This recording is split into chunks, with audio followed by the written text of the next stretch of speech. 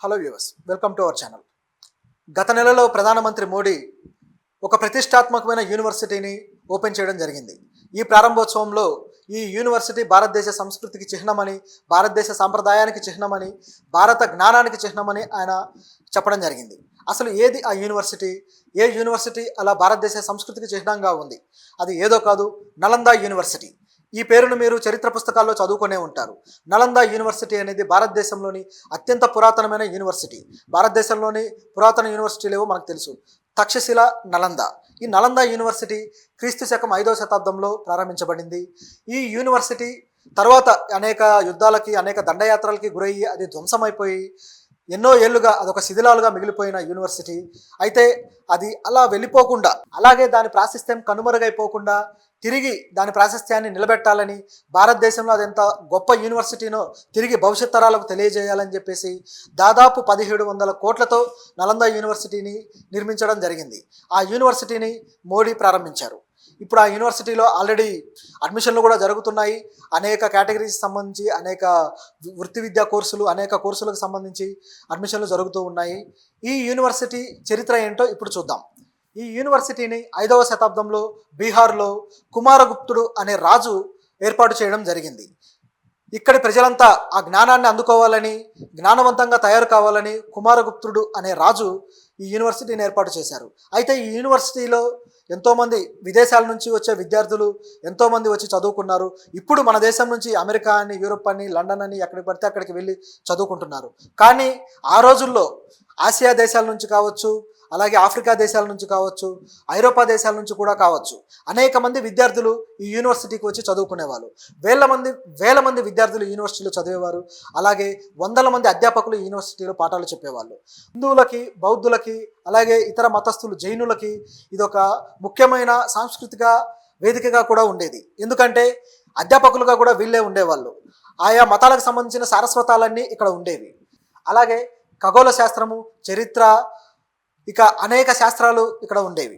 ఈ యూనివర్సిటీ ధ్వంసమైన తర్వాత అనేక ఏళ్లుగా దీని ప్రాశస్త్యం కనుమరుగైపోయింది. చరిత్ర పుస్తకాల్లో కూడా సరిగ్గా లేదు. అయితే దీని గురించి తిరిగి ఎవరు వెలికి తీశారు, దీని గురించి ఎలా తెలిసింది అంటే మాత్రం చరిత్ర పుస్తకాలు, ఆనాడు రాసిన చరిత్ర పుస్తకాల వల్లే.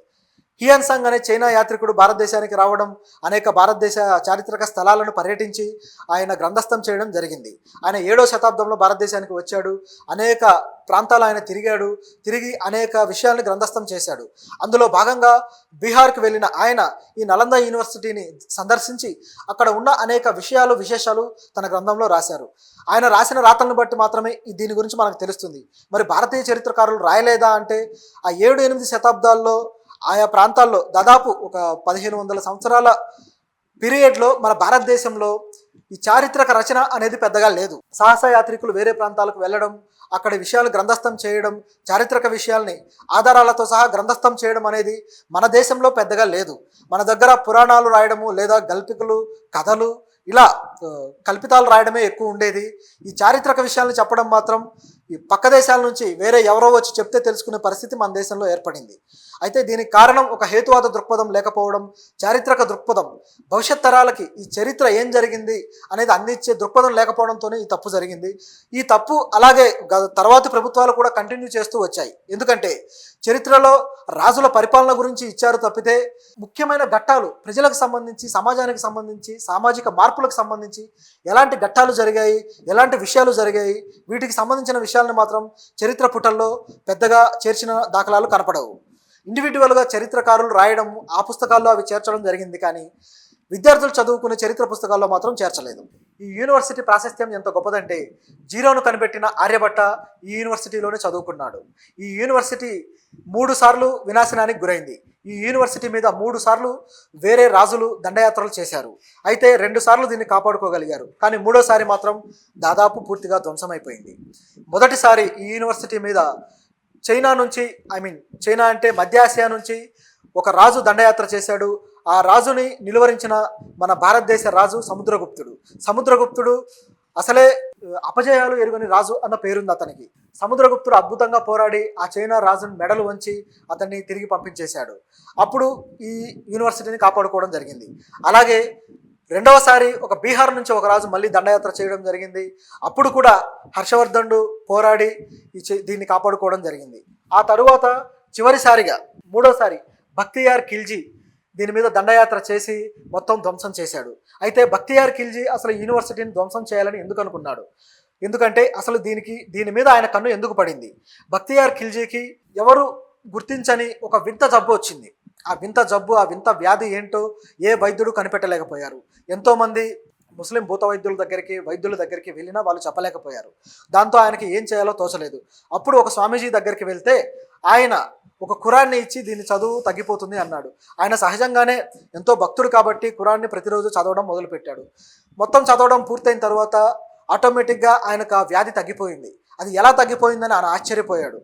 ఆశ్చర్యపోయి ఇది ఎలా జరిగింది, ఆ స్వామీజీ ఏం చేశాడు అంటూ తిరిగి ఆయన దగ్గరికి వెళ్ళి మీరు ఏం చేశారు అని చెప్పి అడిగారు.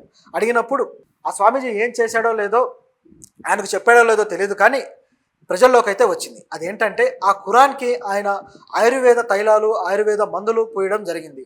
రోజు ఆ ఖురాన్ ప్రతులు తిరగేస్తూ చదివిన ఆ రాజు తెలియకుండానే ఆ ఆయుర్వేద తైలాల ఎఫెక్ట్కు గురై అది మానిపోవడం జరిగింది. ఆ విధంగా ఆయన ఎవరు గుర్తించని వ్యాధి నయమైంది. అయితే ఇంత జ్ఞానము, ఈ ఆయుర్వేద జ్ఞానము ఇదంతా ఎక్కడి నుంచి వచ్చింది అని బక్తియార్ ఖిల్జీకి డౌట్ వచ్చింది. ఈ డౌట్ వచ్చిన తర్వాత ఆయన ఎంక్వైరీ చేసుకుంటే తేలింది ఏంటంటే నలంద యూనివర్సిటీ నుంచే ఈ జ్ఞానం వస్తుంది, అదే ఈ జ్ఞానాన్ని ప్రొడ్యూస్ చేస్తుంది అని గుర్తించాడు. సో ఆయన ఒకటే ఆలోచించాడు, నిజానికి తనను బాగుపరిచిన ఈ జ్ఞానాన్ని ఆయన కృతజ్ఞతగా భావించకపోగా ఇలాంటి జ్ఞానాన్ని నాశనం చేయాలి, ఇలాంటి జ్ఞానం పంచే యూనివర్సిటీని నాశనం చేయాలి అని ఆయన కంకణం కట్టుకున్నాడు. అలా కంకణం కట్టుకొని ఆయన తన సైన్యాలతో సహా యుద్ధం చేయడానికి బయలుదేరి ఆ నలంద యూనివర్సిటీకి చేరుకొని మొత్తం ధ్వంసం చేశాడు. ఆ యూనివర్సిటీ లైబ్రరీని, ముఖ్యంగా యూనివర్సిటీ లైబ్రరీని తగలబెట్టడంతో దాదాపు 90 లక్షల విలువైన శాస్త్ర గ్రంథాలు తగలబడిపోయాయి. అవి దాదాపు 3 నుంచి 4 నెలల పాటు ఆ అగ్ని జ్వాలలు మండుతూనే ఉన్నాయట. ఆనాడు భారతదేశం నుంచి అప్పటికి ఉన్న జ్ఞానమంతా నాశనమైపోయింది.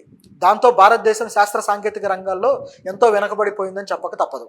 ఇదంతా ఒక ఎత్తు అయితే నలంద యూనివర్సిటీని నాశనం చేసిన బక్తియార్ ఖిల్జీ మీద ప్రతీకారం తీర్చుకుంది ఎవరు? బక్తియార్ ఖిల్జీని ఎవరు అంతం చేశారు? ఇది మాత్రం చరిత్ర పుస్తకాల్లో చేరలేదు. ఈ బక్తియార్ ఖిల్జీ ఎలా చనిపోయాడు అనేది మన చరిత్రకారులు చెప్పకుండా నలంద యూనివర్సిటీ నాశనం అయిపోయిందని మాత్రమే చెప్పారు. ఎందుకు ఇలా? ఈ ద్వంద్వ ప్రమాణాలు మన చరిత్రకారులు ఎందుకు పాటించారు? పుస్తకాలు, చరిత్ర పుస్తకాల్లో ఉన్నా సరే విద్యార్థులు చదువుకునే విద్యా గ్రంథాల్లో మాత్రం దీన్ని చేర్చలేకపోయారు. అయితే అసలు ఈ బక్తియార్ ఖిల్జీని ఎవరు అంతమొందించారనేది చూద్దాం. ఈ బక్తియార్ ఖిల్జీ నలంద యూనివర్సిటీని అంతం చేసిన తర్వాత తన దండయాత్రలు అలాగే కొనసాగించాడు. అలా కొనసాగించి ఒక 11 ఏళ్ల తర్వాత అస్సాంకి చేరుకున్నాడు. అస్సాంకి వచ్చి ఆయన దండయాత్ర చేస్తున్నాడు అని తెలియగానే మొదటగా జరిగింది ఏంటంటే అస్సాంలోని అనేక తెగల ప్రజలు అంతా ఏకమై, అంతా గుమికూడి ఎలాగైనా సరే ఇతన్ని నిలువరించాలి అని డిసైడ్ అయ్యారు. ఆ తెగలకు సంబంధించిన చిన్న చిన్న రాజులందరూ కలిసి ఒక మహారాజు ఆధ్వర్యంలో పోరాటం చేశారు. బక్తియార్ ఎప్పుడైతే ఆ అస్సాంలోకి అడుగు పెడతాడో ఆ లోపలికి వచ్చే క్రమంలో ఆ దగ్గరి గ్రామాలన్నింటిలో వాళ్ళకి కనీసం పచ్చి మంచినీళ్ళు, ధాన్యపు గింజలు కూడా దొరకకుండా చేయాలని డిసైడ్ అయ్యారు. దాంతో ఆ గ్రామాల వాళ్ళందరూ ఎవరైతే పోరాటం చేస్తున్నారో వాళ్ళందరూ ఆయా గ్రామాలని తగలబెట్టేసి వాళ్ళకి ఏమీ దొరకకుండా చేశారు. దాంతో బక్తియార్ ఖిల్జీ సైన్యం కనీసం పచ్చి మంచినీళ్ళు కూడా లేకుండా ఇబ్బంది పడింది. అలా ఇబ్బంది పడి లోపలికి రాగానే మూకుమ్మడిగా దాడి చేసి బక్తియార్ ఖిల్జీ సైన్యాన్ని అంతమొందించడం జరిగింది. ఎంత దారుణంగా అంతమొందించారంటే బక్తియార్ ఖిల్జీ సైన్యంలో ఒక్కడు కూడా సమాచారం తిరిగి తన రాజ్యానికి చేరవేయడానికి మిగలలేదు. అంత దారుణంగా అంతమొందించారు. ఆ విధంగా నలందాకు జరిగిన అన్యాయానికి ప్రతీకారం తీర్చుకోవడం జరిగింది.